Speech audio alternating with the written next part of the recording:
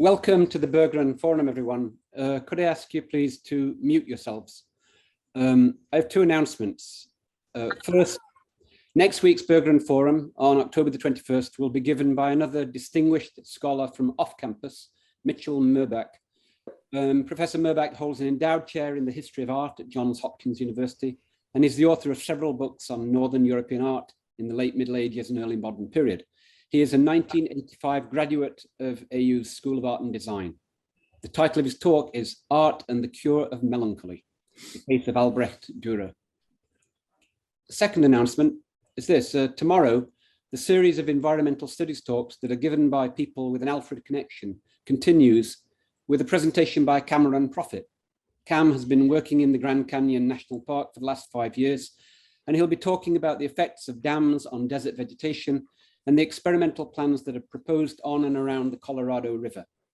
That talk will be in the Roon Lecture Hall and also on Zoom. Today, we're delighted to have a veteran Berggren Forumer, Bob Myers, Professor of Anthropology, and the title of his talk is Greenland is Melting, Climate Change, Tourism, and Adaptation in the High Arctic. So thank you, Bob, and it's all yours.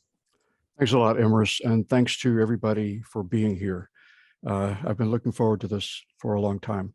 I was planning to introduce this Berggren lecture with a nice lengthy quote from John Donne from 400 years ago. You know it. No man is an island entire of itself, et cetera, et cetera, et cetera. Profound, relevant lines. And I was going to change that around to what he would have said if he had been writing in 2021. No island is an island entire of itself. And then I was going to continue that with lots of wisdom from Alexander von Humboldt, who practically invented nature and our modern sense of the global ecological web. And then I got this message from Dean Stein, who said, hold on, Bob, don't get carried away. There's no need for all that. You can continue that at the happy hour this afternoon at 4:30 in the nightclub. And so I said, all right. But I had to change a couple of other things, and I had to draw from some wisdom from Las Vegas and to reverse the Las Vegas cliche, because what happens in Greenland doesn't stay in Greenland. This is the problem. It affects us all directly or indirectly. And then I had to go to pop culture again, and this time to Facebook and Urban Dictionary. And I had to figure out what kind of relationship we have with Greenland. Are we friends with benefits? Are we neighbors? What the heck are we? Clearly, it's complicated, which is the problem. My goal here is to give an overview of this huge island with a few people in it. My apologies. It's really a pretty big job. I'm struggling with the anthropological ideal of holism, of a multifaceted, multidisciplinary perspective. So I'm going to have to go pretty fast. In fact, this will probably be a blitz of facts and impressions. I have too many pictures and too many words, and there are too many stories about Greenland. So I hope you'll bear with me. I'll try to stop in plenty of time for questions if you have any. And so let's just get started. This is the third Berggren I've given on the high Arctic. The others were on Svalbard, Norway, and Nunavut, Canada. You've seen Greenland in the news frequently over the last few months. In August, the first recorded rain ever at the highest point on the ice cap of Greenland. July 30th, enough ice melted in a single day to cover Florida in 2 inches of water. In May, Greenland's ice sheet is on the brink of a major tipping point. Now that's pretty worrying. I'm not totally sure what they meant in that article. And in April, NASA is publishing fantastic videos, pictures, and information about the melting water on top of the ice cap, creating bottomless sinkholes that funnel the meltwater down deep into the ice cap, where it becomes a lubricant for glaciers sliding out to the sea. And there's a lot more than that. But what you notice in all these headlines is that there are no people. People? Greenland? actually there are people there, and that's what I would like to say a little bit more about. So we need to get started. I get away with saying I'm your favorite anthropologist because I'm the only anthropologist here. Getting to Greenland is more complicated than it should be. You can't fly directly to Greenland. You've got to fly from the US, you've got to fly to either Copenhagen and then fly back to Greenland, or you've got to fly to Reykjavik, Iceland, and then fly back to Nuuk. Lots of extra miles, even when Greenland is part of the North American continent and within 20 miles of northern Canada. Anyway, we're there. It looks like this. There's a lot of fog at the airports in the summertime. Onboard snacks look like this. Warnings look like this. Mountains look like this and this. And you're going to see a lot of pictures from the air of the awesomeness of this huge island. The problem is this: what to tell about Greenland. It's so big. There are many options. There's a great book, a recent book called The Ice at the End of the World. Traditional people, of course, are important and have their own stories. Colonial exploitation is, you'll get glimpses of this, very sad with these characters in the stories. What about this?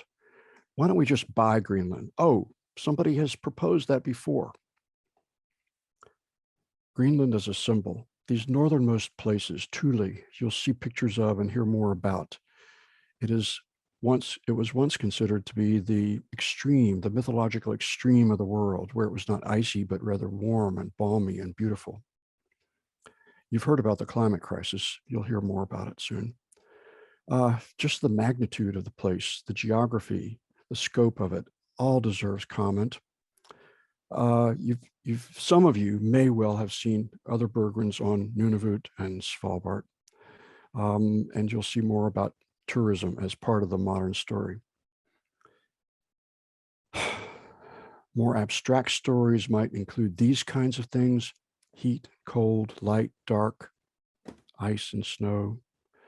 I wish most of all that Greenlanders could be telling these stories themselves and not this foreigner, me. Why don't we just look at pictures? I actually prefer that, and you're going to see a lot of pictures.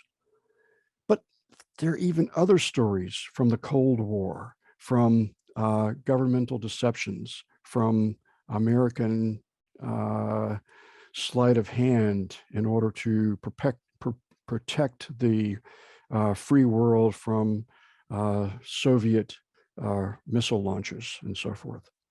If that gets complicated, that'll be at the end. Oh,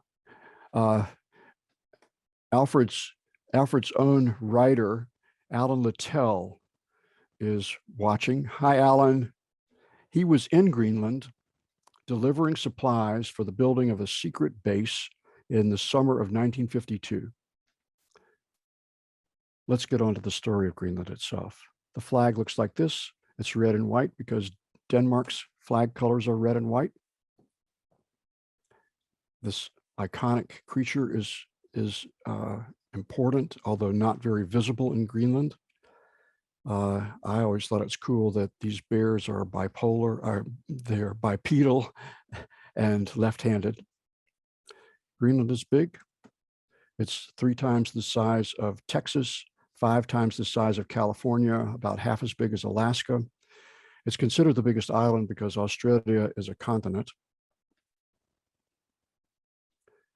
And it's called Greenland, which has a certain amount of irony to it.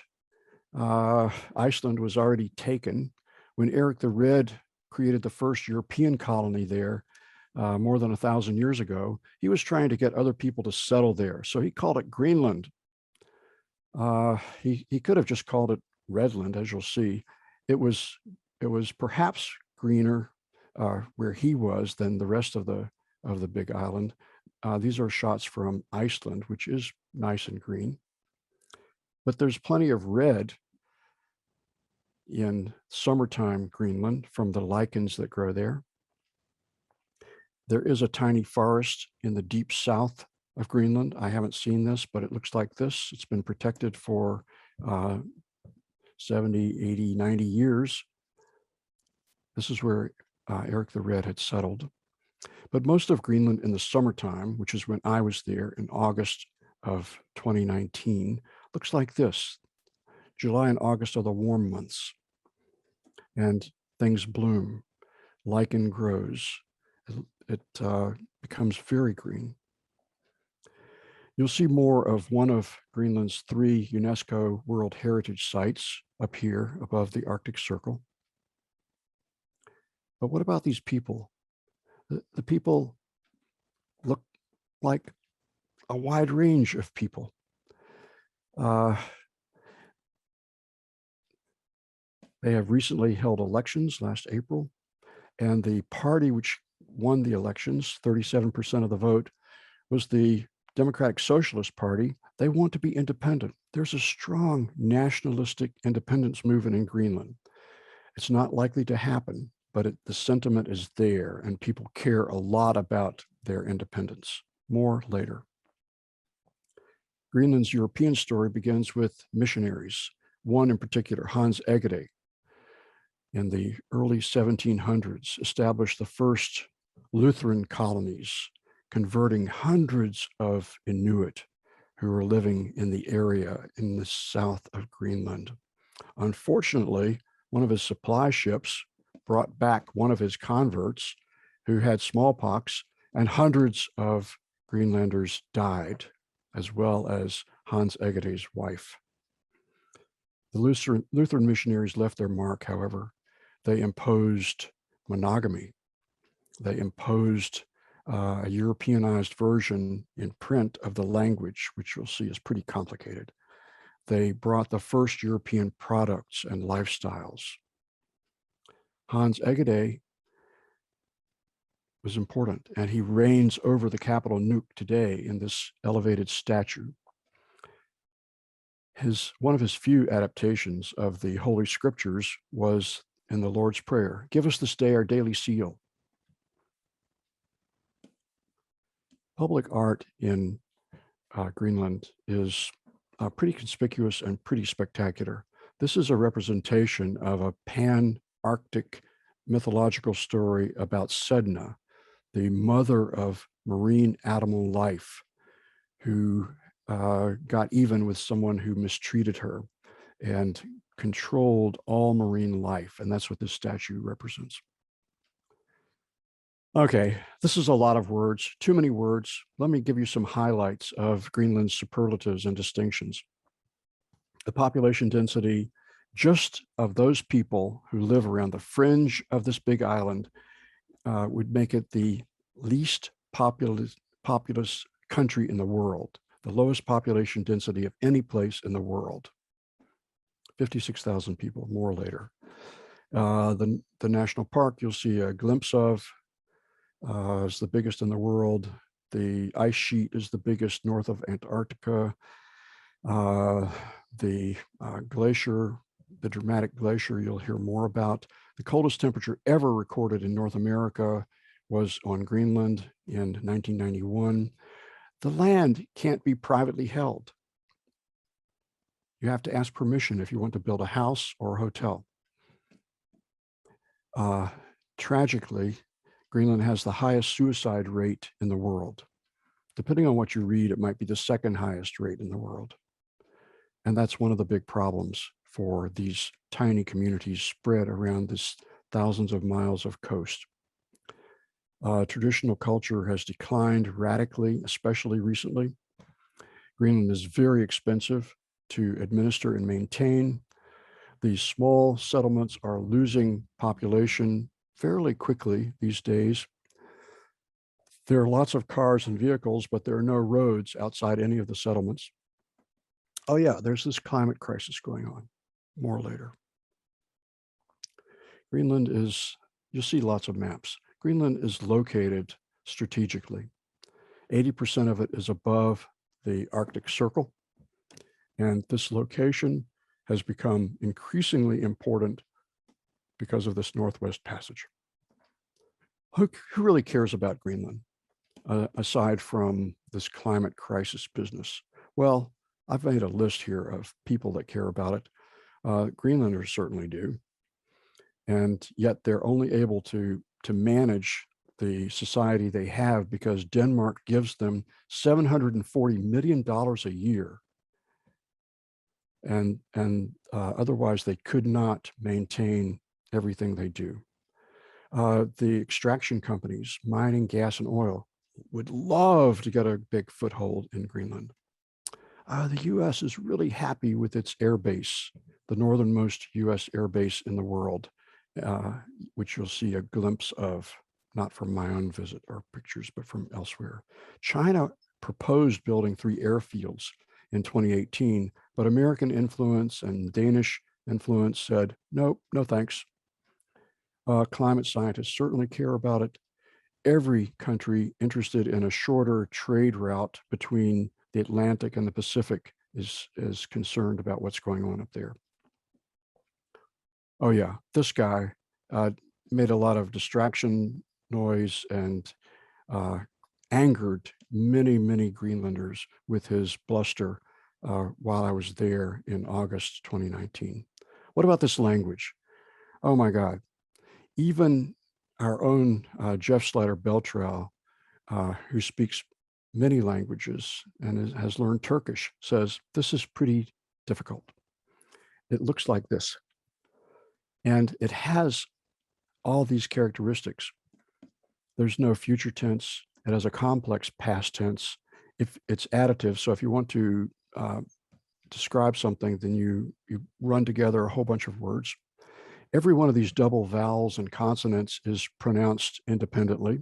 The numbers are the base 20, but the most important thing really for us is that if you were going to school in Greenland until the 1980s, you could not speak this language. It was forbidden, a classic colonial ploy by Denmark. Now, Greenlandic is the language of instruction, along with Danish, and even English is there. What about some of these people? Here are a few people that I met. Augusta Jeremiason, a very, very vigorous nationalist I met briefly.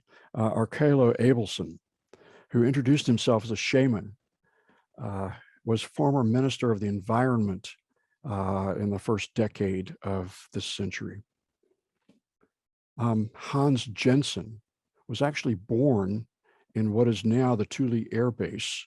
He was one of the 130 people moved north to where he lives now, the new Thule, Qaanaaq. And he runs a guest house, which you'll see.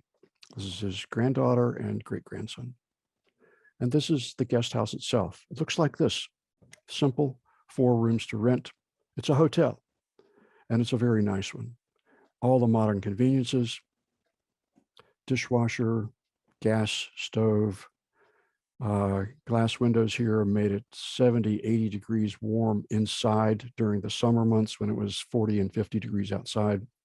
The decor is narwhal tusk, walrus tusk, ulu knives, and lots of other artifacts. Nearby in Qaanaaq are these people who were very generous to me.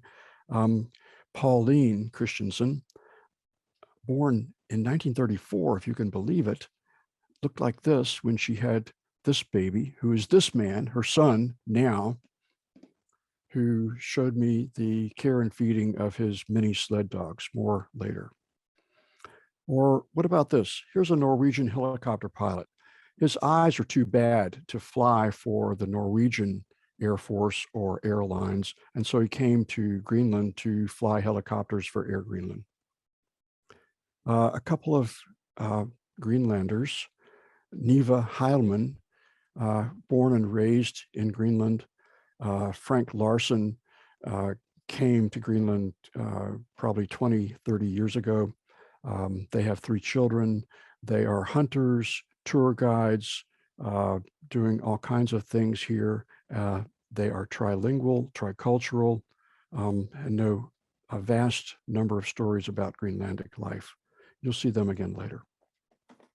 Or you can't tell who you're going to meet in Greenland. You remember where Svalbard was located on one of those early maps? It's okay. It's as far north as you can get in the Norwegian archipelago, Svalbard. These people are taking a holiday. So what did they do for their holiday? Well, they got a 5-meter long open boat and sailed it 1,400 miles up the coast of Greenland, exploring different locations with their dog. And Stefan, in the National Museum of Svalbard, there's a giant polar bear that's been stuffed and mounted, which was shot by Stefan. And he did not want to, he wasn't hunting, he didn't want to shoot it because they're well protected. But he was forced to when it was attacking a place that he was storing his food. Or what about Mika Eliasson, a nurse in the extreme north of Greenland from the south? She says, there's a lot of language difficulty because the people up here can't really understand me. And of course, they can't read all the things that we give them information about regarding health. And she can't wait to move back into the south with her daughter. The administrative head of the hospital in Nuuk is a Norwegian doctor on a 2-year contract. All of this is hinting at certain administrative issues that exist in this big country. This is a northern Greenlander who came up to me and introduced himself as an Eskimo. I said, Eskimo? You call yourself an Eskimo? He said, well, that's what they call us in the American movies. Or this man who runs a boat that communicates between Ilulissat and a little place to the south of Ilulissat. He's from Germany. He's worked in northern Canada. He loves Greenland for its independence, which is changing as the country becomes more complex and more modernized. Or in an airport, you can't tell who you're going to meet. This is the award-winning environmental section editor for the London's Daily Mirror and her photographer companion, who's happy to show you hundreds of his pictures on this beautiful big Nikon camera. Pilots in Greenland are not very uptight about locking themselves into the cockpit and welcome visits and conversations. And outside of school, you might see children playing on the playground and their loyal puppies waiting for their attention. Tourism. Fishing is the biggest part of the economy. Tourism is a close second. And tourism takes many forms. Locally, there are carvers of bone and ivory and antlers for tourists, for sale to tourists. There are guest houses like this. There are a couple of hotels. There is active tourism going on pre-COVID, and it's slowly making its way back now. Tourists, who are the tourists who get there? Well, here's a group of 4 female friends from Singapore who go to different exotic places every year, plus a couple from, senior couple from Canada, from Connecticut. The numbers of tourists are small. And when you consider that Iceland, pre-COVID, had upwards of 2 million tourists a year, Greenland's tourist numbers pre-COVID were on the order of thousands, 10 to 15,000 max. These are some tourists at the World Heritage Site. There's Kim and Teresa, who had just gotten married in Reykjavik during Gay Pride Week from Australia. There's this Russian couple. He's a lawyer, specialized in land deals, he said. There's a couple up here you can't really see in the picture who are from North Carolina, places that I know well, University of North Carolina and Davidson College. There were also a couple of guys from India. So it's an international set of tourism. Cruise ships are there. They're relatively small. You'll see a big one, however, and the cruise ship passengers have been growing. Post-COVID, if that ever happens, there will be more and more numbers of international tourists. But Iceland is really about icebergs and glaciers especially, and they look like this. The big one, you'll see much more of. Calving ice rapidly, extensively, looks like this from the air. There's 60 kilometers of calved ice in this big fjord.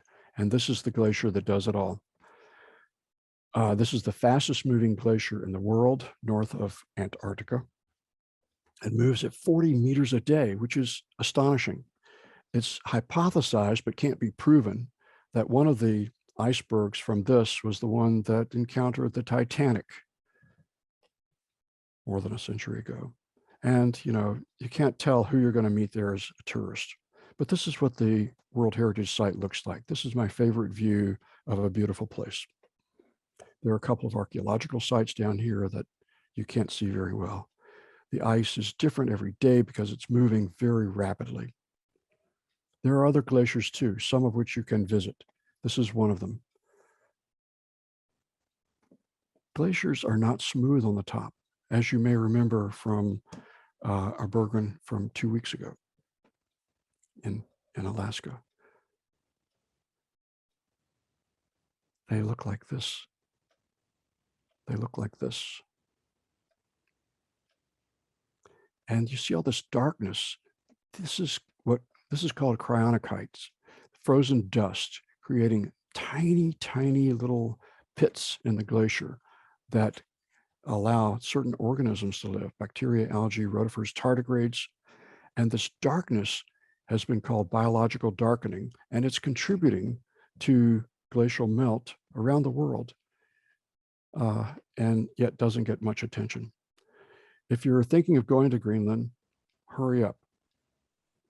The ice will be there for a long time, but it's shrinking every year. This ice cap, 80% of the island, the land is bowl-shaped from the weight of the ice, 2 miles thick in the thickest areas, a mile thick on average. It holds 8% of the world's fresh water, and it's melting. The numbers are staggering, impossible to grasp. 197 billion tons of melted ice in July 2019 alone. Hundreds of millions of sand, silt, and gravel, which you'll see pictures of. But think of this big thing not in terms of all these words. Think of it as a slow-moving super lake contained by steep alpine mountains and fjords. And it looks like this. The oldest ice down here, maybe 100,000 years old. The more recent ice is old, but not nearly that old. A famous glaciologist was this guy who came up with the theory of continental drift, Alfred Wegener, who was caught by a bad storm when he was on the top of the ice cap in Greenland and was never seen again. His body was never found. This is one of those glacial melts with the water streaming down somewhere deep under the ice cap. Ice cap. Ice cap glaciers melting.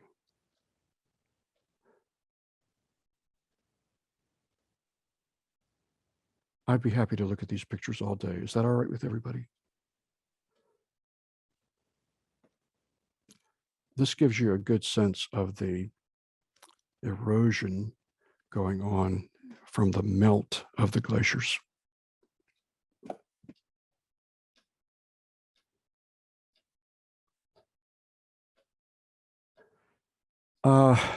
It's big with not many people.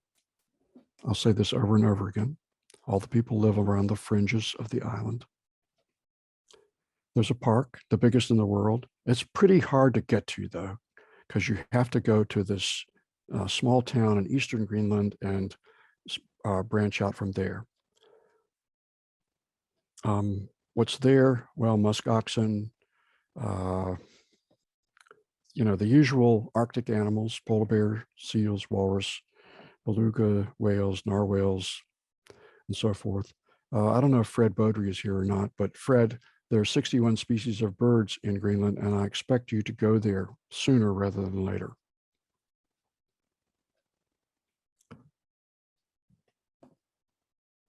People, the most famous Greenlander is Knut Rasmussen, who was a prolific explorer, writer, and anthropologist.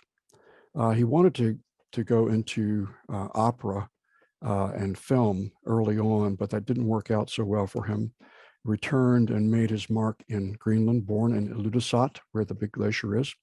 He created a trading station up in Qaanaaq, old Qaanaaq, where the air base is now.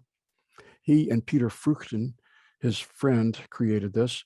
You can go to YouTube and find a 1956 $64,000 question clip of Peter Fruchten winning the whole $64,000 prize.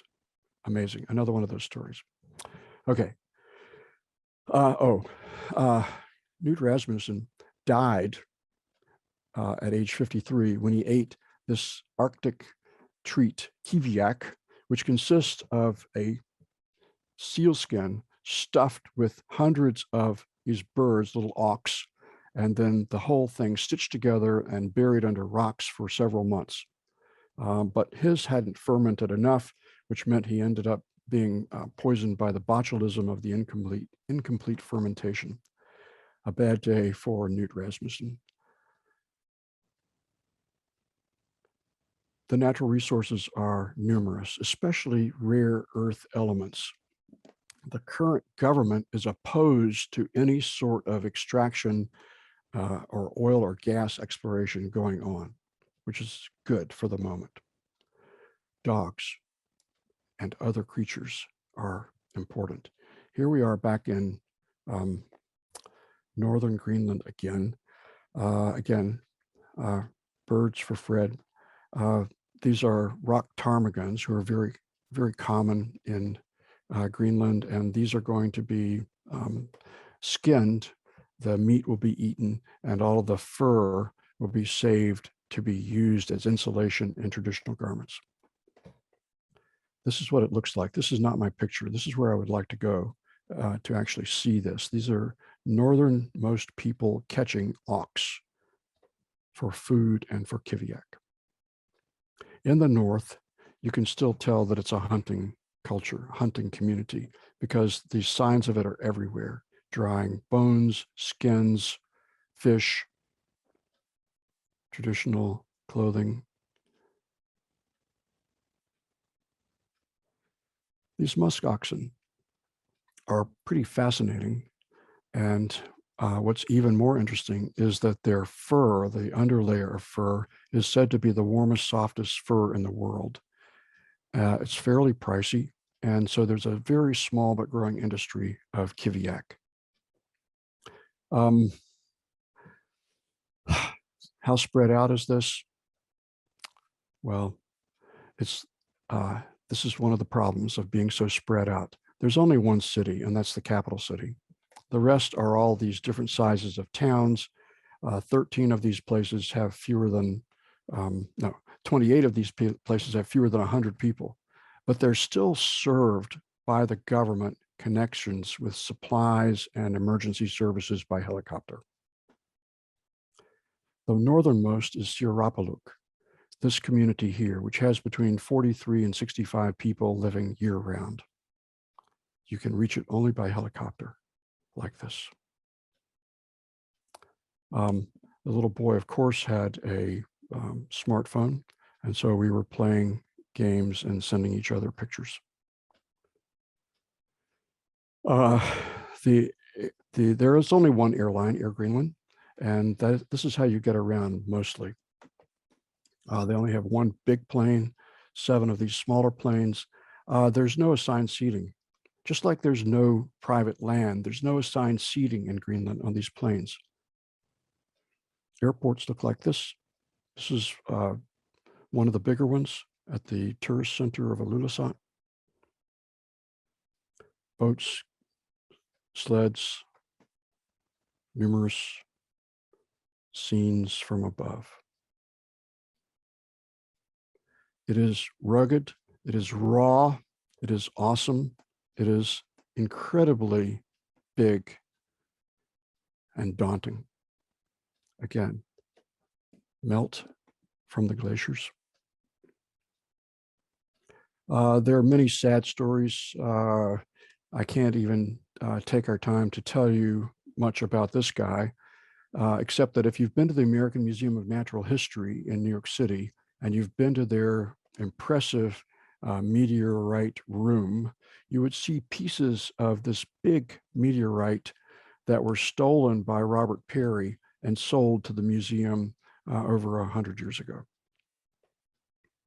Another of the sad stories, which really is sad, I'll have to tell you during the happy hour. But this little boy, one of 6 people, including his father, stolen from Greenland, northern Greenland, brought to the US. 4 died very soon. Nuuk had lots of things that happened to him, but he ended up going and working in the forestry business in northern New Hampshire, where he is buried. But dogs, Kemek, they're important. They're everywhere. They're working dogs, so there's signs everywhere in English. Don't touch the dogs. Don't pet the dogs. And their numbers are declining. They're declining drastically over the last generation, like this. And this is a graph of dog decline. It could also be a graph of traditional culture decline, because it has been going on for much longer, but it's rapid, and it is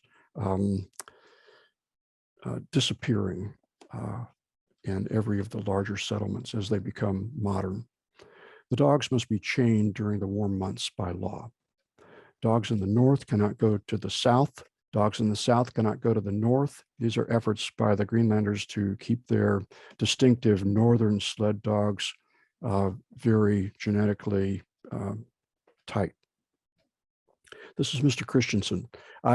When I tried to say his first name, he just laughed at me, rightly so. He has many sled dogs. They get fed every couple of days, every 2 or 3 days.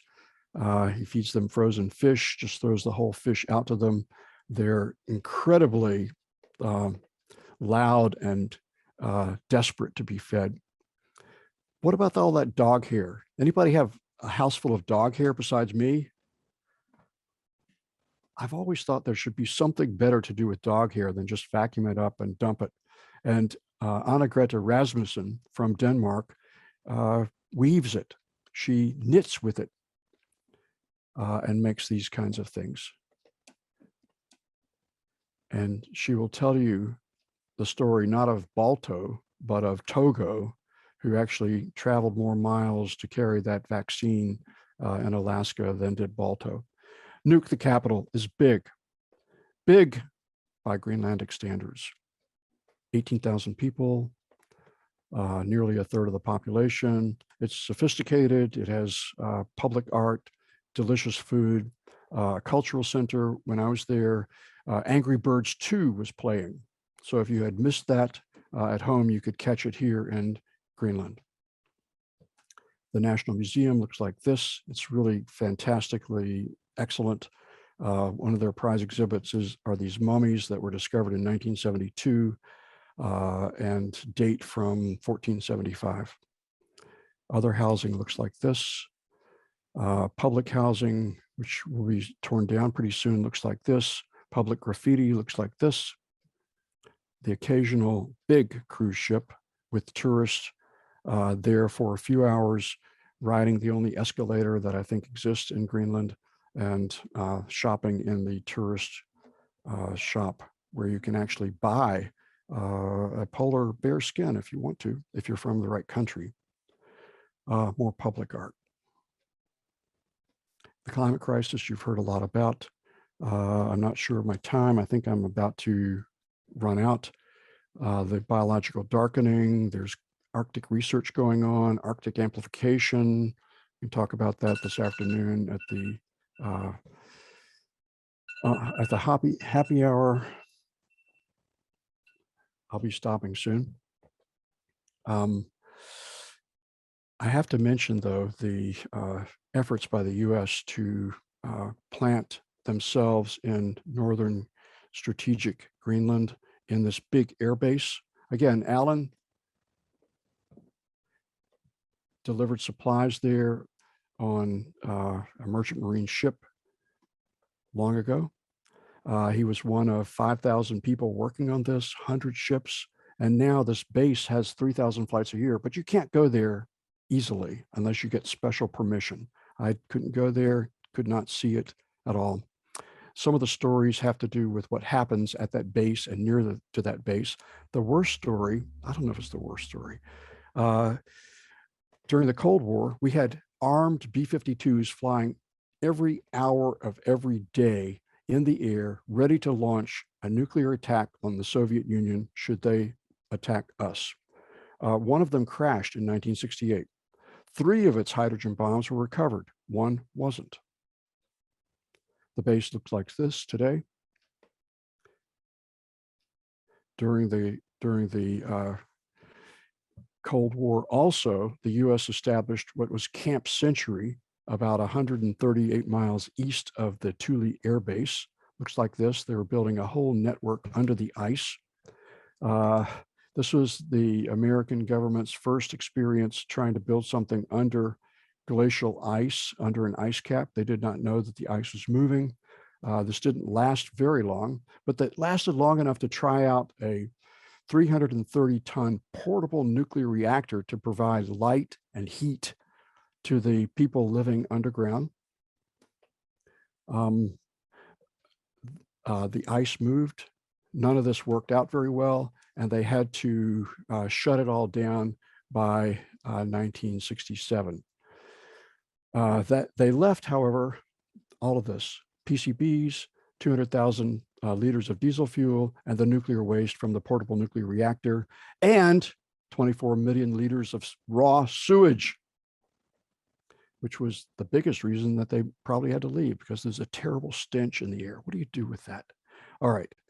This was a cover, though, for secret Project Iceworm, which, unknown to Denmark until 30 years later, was a plan to build miles and miles and miles of tunnels under the ice to arm the ice with several hundred Minuteman nuclear missiles in case Russia should attack us.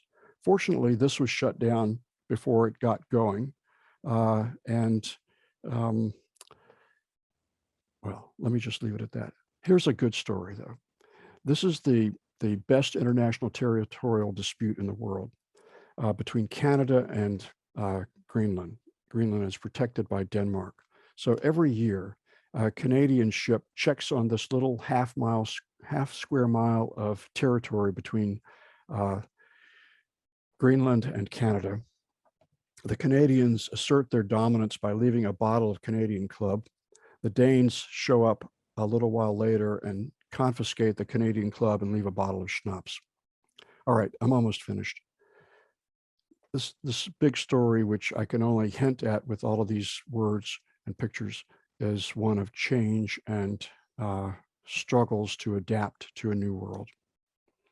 And so I think I will just stop here and say thanks a lot for being here. I couldn't resist this New Yorker cartoon from a couple of months ago. Okay. Thank you, Bob. So let's open it up for questions.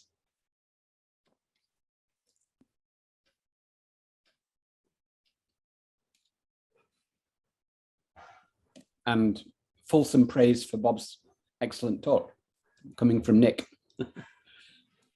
Bob, you said in passing, there's no private land in Greenland. Right, right. What an interesting arrangement. So individuals can petition the local administration to build a house on a certain lot of land, a smallish amount of land.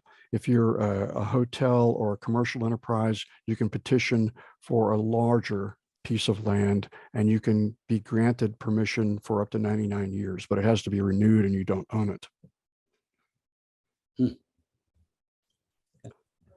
It's quite civilized. Very civilized, sort of. If there are no questions, then darn. Or maybe you're waiting for the happy hour. What have been the impacts of climate change on Greenland's economy? It's affecting the routes of the fish that they depend upon. It hasn't radically affected them. Greenland is really benefiting more from climate change rather than being hurt by it. More land is exposed, which means certain things can be planted in a broader area from the south that couldn't be planted before. The sea level is not rising so much in Greenland as the ice is retreating. It's rising in these places closer to the equator. So Greenland isn't suffering from sea level rise. It is suffering from being shut down due to COVID. And with respect to COVID, Greenland has had no deaths from COVID. They have had a total of 638 cases as of a few days ago, and almost all of these have recovered. There's been growing outbreaks from the Delta variant, but even these have not harmed anybody. So like all islands, Greenland has a lot of control over who's coming and going, and they quickly shut down when the pandemic struck. There's a question from Rebecca Berggren, who is the daughter of the person who the Berggren Forum is named after. Can and do Greenlanders go to Denmark typically for university? Yes, and there are thousands of Greenlanders living in Denmark. They can go to university in Denmark. This is really one of the best opportunities for Greenlanders. They have their own university, but they can also go to Greenland, to Denmark for higher education. Question from Levi Bridges. Did you meet any climate skeptics in Greenland, or did everyone you meet seem to agree that things are changing? Oh, everybody agrees that things are changing, but I tend to think that they're thinking that way less from climate change, although they're totally aware of it in very sophisticated ways, than from the cultural changes that are going on, the onslaught of modernization, the decline of traditional culture, the demise of dog culture, the modern administrative world of bureaucracy. All of these kinds of things are going on in Greenland. Also, Greenland is stratified economically as well. And there are people who are not poor by American standards of poverty, but by Denmark standards of everybody being well taken care of. So that's one of the social issues there. A comment from Alan Littell, I think, who says that he wouldn't mind going back 70 years later. Alan, let's go. Dean Stein, Provost Dobie. Right. Kaylee Aldrich is asking, you met so many people on your trip. Was it difficult to communicate with locals? Did people speak English? Large numbers of people speak English. Yes, there were quite a few people, especially up in Qaanaaq in the extreme north. English was pretty scarce and very limited. But in the south, very few problems because people were adapting to a tourist economy, and speaking English is essential in a tourist economy. Okay. Amanda Lipnicki, what kinds of plants can grow in Greenland? South of the Arctic Circle, in that extreme place, there are something like 300 species of trees and plants of different sizes, but that region is pretty limited. And north of the Arctic Circle, there's nothing bigger than a few inches tall, but there's lots of intense, rapid blooming, as you saw from one of the pictures anyway, during this brief summer month. Okay. And there's a question here about, do you have any details about suicides, patterns, demographic groups? Yes, the traditional populations of both Greenland and Nunavut have similar crises with respect to high rates of suicide, high rates of alcoholism and interpersonal violence. Why? Isolation, loss of traditional culture and community, especially, and a general uncertainty and hopelessness about the future. These are major contributors to the high rate of suicide. Isolation, darkness for many months of the year. Where am I going to go? What do I do? I'm all alone. Those kinds of things. Well, it's 1 o'clock. Does anyone have any more questions they want to ask Bob? Bob, it was a wonderful talk and wonderful photographs as well. And definitely, I'm sure a lot of us would like to go to Greenland. One thing I find reassuring is when I see a village of 48 people or something on the coast of Greenland, Yes. well into the Arctic Circle. I think, here in Alfred with our traffic light and that, we're pretty metropolitan by comparison. It's kind of reassuring. We're not so isolated. Not so isolated. Yeah. But thank you, Bob. Anyway, thank you very much, Emrys, and to everybody who came. Okay. Bye, everyone.